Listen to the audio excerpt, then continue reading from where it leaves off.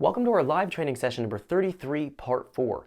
In this video, we're going to be taking a look at working with our closed loop boost control feature in our Link software. We're going to look at the simplified closed loop method as well as introducing PID aspect in the control. So we're going to find we have a couple different ways we can go about this. We're going to cover all of that in this video. So without further wait, let's jump into this live training so we can get started. Welcome back to our live training session here at the Mitsubishi Evo 8. In the last video, we dialed in our full throttle fuel and ignition timing for the wastegate spring level, and that was showing about 12, 13, 14 pounds on this particular vehicle. It had a little bit of boost creep. Now we're ready to take a look at setting up our closed loop boost control. We're going to be walking our boost up and evaluating the process. It's actually really simple. We're going to be first putting our closed loop control into a simplified closed loop control. So I'll be showing you that.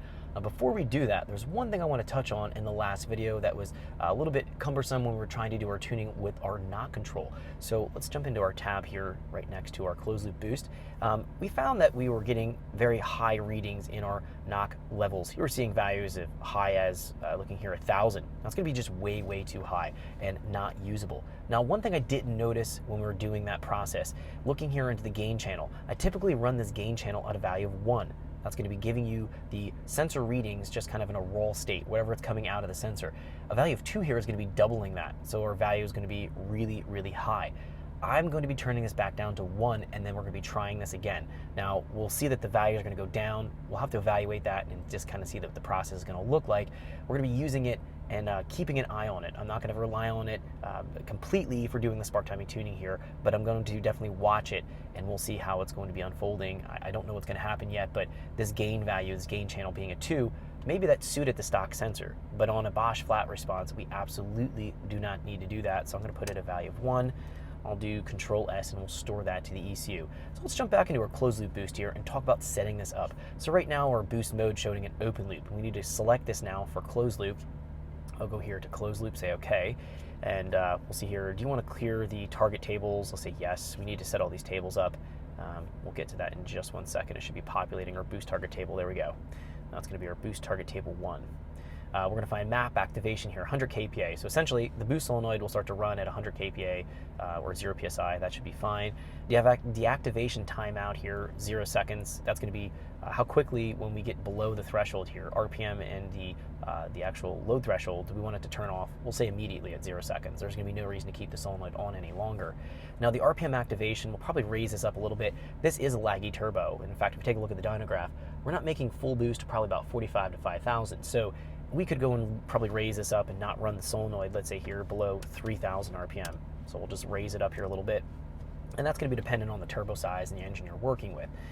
I don't want the boost solenoid to constantly run. It will run the solenoid hot if you run it all the time, if it's constantly going to be trying to activate the solenoid. It's going to be like a fuel injector. We need to be mindful of how much we use it. It can cause the solenoid to fail. This is just a Mac 3-port solenoid. There's not going to be fancying about it, but it will wear out. I have had that problem where if you're constantly driving the solenoid, they can have failures.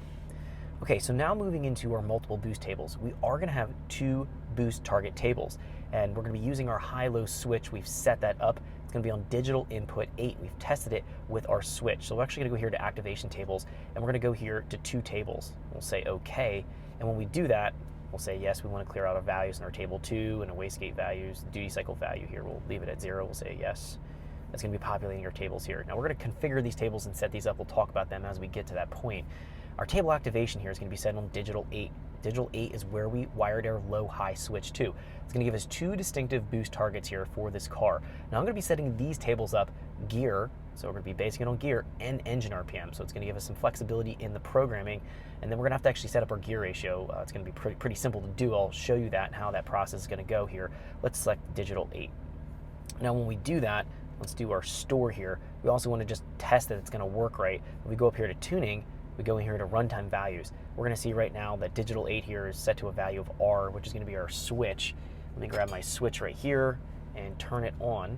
We're going to see it turns on, turns off. Now what I want to note about this and what's going to be important about this, if we take a look at the tables, we're going to see boost target table 1, boost target table 2. Thanks for checking out our teaser clip. If you want to see the rest of this video and more than 500 hours of current EFI training we have to offer, make sure you click right here. If you want to go and check out more teaser clips from this training course, click here, and you don't want to miss any of the videos we're going to be releasing on this channel, so make sure you subscribe and click here.